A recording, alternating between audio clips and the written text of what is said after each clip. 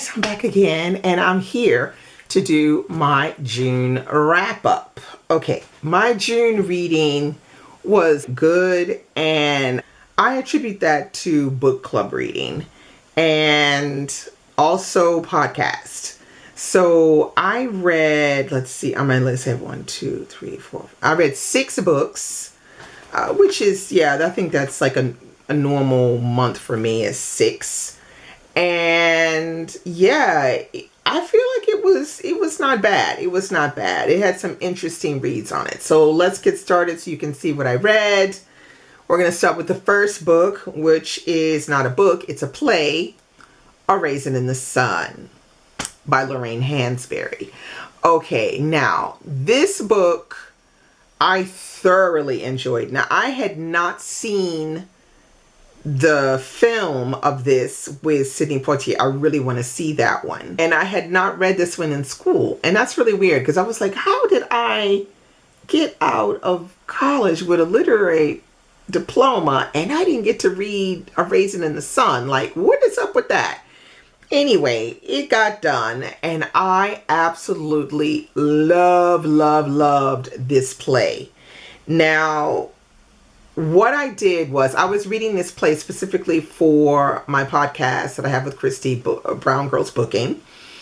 And what I did was I watched the play on YouTube and I watched the version with Esther Roll, love me some Esther Roll, and Danny Glover. And let me tell you, that play was so good. I will link it below, so you can find it. But I found it so edifying watching it. Now, when I read it, I could see more details as well into what was being said and things like that. And as an overall, I absolutely loved it. I gave this 5 stars. And this basically talks about a Black family who's living in the ghettos on the south side of Chicago. And they are supposed to be getting some money, insurance money, from the death of the patriarch of the family. The father has died, and so this money is supposed to come to the family. And so what we see is what each member of the family would like to do with the money. And we see how this money is sort of like a contingency with the family because nobody wants the same things. I mean, I think there's only like 2 members that agree on similar idea. And through that, we get the play A Raisin in the Sun, and we learn a lot about the difficulties that the members of this Black family are going through and how this money is sort of like a way for them to ascend out of this, poverty that they're in. It's just really good. I highly recommend you either watch it or read it. It's really worthwhile. Great play. Okay, the next book that I read was this one right here, Homeland Elegies. And this was for my Normandy book club. We read this. And I thoroughly enjoyed this one too. I think I gave this one 5 stars. This book is so well written. So this is what they call autofiction, I think is what they call it. So it feels real. There's a lot of realness in it, but you just don't know which parts are real. And basically the author of this, I'll write it here. And he writes what it was like to be a Muslim after 9/11. And so what he does is he takes it from there and he winds that story all the way up until the Trump era. And let me tell you, it is so personable, so real, so informative, shocking. Just everything is going on in Homeland Elegies. and it reads beautifully, like smoothly. And it really makes if you read this, it really makes you think. I mean, there's some parts of this book I still think about today. I think it's just so well written and so well thought out that it's something that all Americans should read. I'm really happy that I finally got to read this one, because I think when it came out, I wanted to read it, but for some reason, I never managed to get the book. And so I'm happy that it was one of my book club picks, and so I got a chance to finally read it. The next book that I read was this one right here, Black Cake by Charmaine Wilkerson. This was the Read So Lit book club pick for the month of June. And yeah, this one wasn't it for me. So this is a story that discusses the main character. Her name is, I think, is Eleanor Bennett, and she dies and she leaves to her children, her son and her daughter, these audio tapes of her talking about her life. And they're her secrets. And she's finally letting her children in on her secrets. And so what we get in this novel is the fallout from the children learning about the mother's secrets. Now, you're probably thinking, well, what did you not like about this? Okay, I'll just tell you, it's a very easy read. So, yeah. But I found that this book was very repetitive in areas, and that was really disappointing, because the book is like 381 pages, but there was so many things that she kept repeating over and over again. I kept saying, why are you repeating this again? We already know this. You've already said it. Stop it. And then there was this section. Okay, so there's a first part, which is mostly about the mother. And the second part is mostly about the children. Now, some people said, oh, well, we didn't need to know about the children. They could have just stuck with the mother. I'm not mad at the fact that she wanted to integrate the children into the story, because that's one of the main points of the story, is that the mom is leaving these audio tapes for her children. The thing is, I don't think she goes far enough with the children, and there are not enough details where we really understand and know these children well. And I think that's the problem with the story. There's that, and then also the fact that she's trying to give us a history lesson as well, and it just comes off kind of moralistic, and it's just, I don't know. It's too much. I think there's too much going on in this. And I think if she would have scaled back and looked at some of the real important points, I think she would have done better with Black Cake. Now, this doesn't mean that if Charmaine Wilkerson comes out with a second book, I won't read it. I will. She can clearly write. It's just that the construction of the story is not on, and too much repetition for me.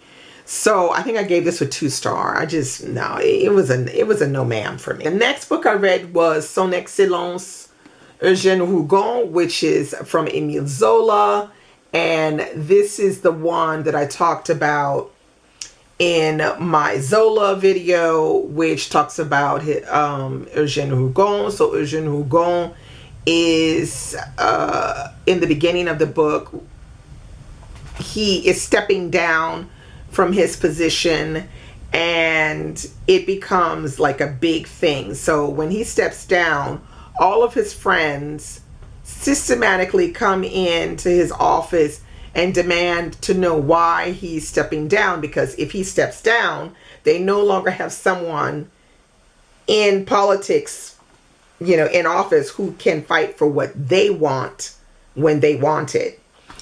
And so from there, we see that all these friends are, I say friends, okay, they only really just want something from him. And he is someone with a lot of power and who's quite shrewd, But what I didn't like about this is that we read like almost 570 pages of a man who is clearly afraid of women. And so there's another main character in here, and she is awful. And there's so many times when she could have been put in her place by Eugene, and he never does it. I just kind of said, okay, he's not going to do it because he's afraid of her. That's all I could come up with. So I read through the 570 something pages, but I was very disappointed by the time I got to the end, because I was just like, that's how you're going to end this book? Side eye Zola for this one. So yeah, this one got a big fat 2 stars. Why? Because I didn't like the story. I didn't see what he was, where he was going with it, but I did like the writing. The next book I have on my list is Roy Heath's The Murderer. Let me get a little close up like that. And this is Roy Heath. All right, so Roy Heath is from Guyana, and this book was published in the 70s, but Penguin has done a new cover and republished it again, which I think is great because Roy Heath is not a Caribbean writer that a lot of people know about.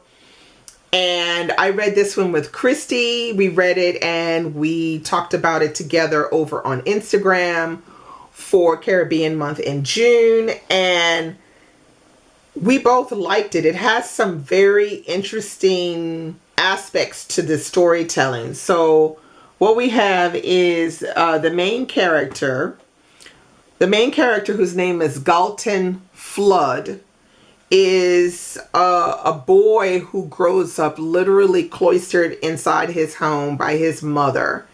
And his mother basically is castrating. And so he's raised by this castrating mother.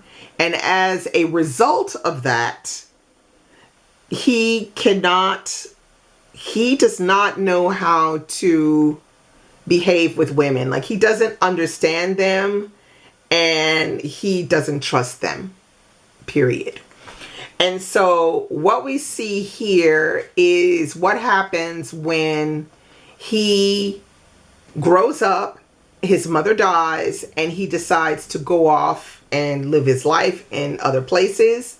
And he meets a girl, and the story begins. And now it's really short, but it's very good at picking up on some major elements of Caribbean living and also community and just the whole idea on trust and understanding. And it's kind of shocking to a certain extent when you're reading it, but it's just done really well. And for me, when I was reading it, the thing that kept coming to mind is what inspired Roy Heath to write this book is what I would like to know. Because I don't know why, as I was reading it and when I finished it, I was getting this sneaky suspicion that some aspects of this story are true, or he heard about it or read about it in the newspaper or something, and that maybe is what sparked him to write this book. But I highly recommend checking it out, even though it's not the most enjoyable reading experience, but I think the book has a lot of things to say. So I think I gave this between about a 3.5, I think, or a 4, because it's done extremely well, structured really well, dialogue crisp. It's real good. But this is like typical literary fiction, but I thoroughly enjoyed it. And this was gifted to me by Penguin Books, so I really thank them for that. I enjoyed it. Next on my list is Dinner for One, How Cooking in Paris Saved Me by Sutanya Dakers. I was so happy to be contacted to read this book and interview Sutanya. Now, I've been following Sutanya Dakers maybe not even a year. No, it has been a year. It has been a year. I found her, I think it was in 2021, through another content creator on Instagram who does a lot of table setting and decorating, and she's friends with Sutanya, and I saw Sutanya and they were talking about Dinner for One, and Dinner for One is her podcast. So this is a podcast that she started a little bit after her divorce to her French husband. And I started listening to her podcast, and I absolutely love it because it's this single young Black woman trying to heal herself through cooking. And so the podcast is around the meal that she makes, but it's also around whatever she's struggling with at the day, or if she has a guest or something like that. And it's just great. The sounds of sizzling, the clinking of the wine glasses. It's just all really fresh and really nice to listen to. So she decided to write this book, and I was then contacted by her presario to read the book and to interview her over on Instagram around the date of when the book was coming out in June. So I read this one and I sucked this book up in like 2 days. It's just so interesting to read. So as me being Black and having come in to France, because I live in Normandy, but coming here and having to deal with certain things and, you know, adapting and things like that, I see how my experience, I was luckier than she was. So Sutanya meets her French husband in New York, and then they have a long distance relationship. That's all I'm going to say, because you know they get married and you know they get divorced, because that's evident. It's in the title. What I found great about this book is Sutanya lays her experience out, and she's very honest about how she felt at the time and what she was going through. And you can see that she's really thought through everything that's happened to her. And I commend her for not getting a divorce and then running back to America. You know, like, oh my God, that didn't work. She decided to stay here and stick it out and see what living in France had to offer her. And I feel like that shows some real growth, beginning of growth, I guess you can say. But yeah, this does show a lot of growth. And not only that, has a very positive aspect on the idea of getting a divorce and trying to make it again, and what you need she shows you what she needed to do to get herself back on track. And I just feel like this is a book that a lot of people should read, because it does give another perspective on falling in love, moving to another country, and marrying someone. Because we get a lot of books like that, but a lot of them are very positive to a certain extent, because these people are still married. So it's very good to have something that's a little different, that explores some of the intricacies of French culture in Paris, particularly through the eyes of a young Black woman having to adapt to something that she doesn't really know. For me, it was a little different because, I already knew about French culture and I could speak some French before I arrived here. So I found this just lovely to read. And let me tell you, old girl can write, okay? Sutanya Dickers knows how to write. And that's what really brings it all together, because that's why I think I read it so quickly, is because I was so engrossed I didn't want it to end. It's just very, very well done and personable, great voice. It's true. So, there you have it. I haven't read much nonfiction this year, but this was a high for me. I really, really enjoyed it, and I highly, highly recommend this one. I gave it 5 stars. So, there you have it. That's all I read for June, and I enjoyed my month of June. I thought it was all right. It was all right. Okay, I had 2 stars in there. But as a whole, the other ones were really, really good. So I'm not mad at it. I'm not mad at it because I haven't had that many 2-star books this year. So I feel like I've made really great choices. So comment below. Tell me what you read the month of June, or if you read any of these books that I talked about and what you thought about them, or if you're thinking about reading any of them. Let's have a chat below. You know I love to chat below. Okay, see you with another video real soon. Bye-bye.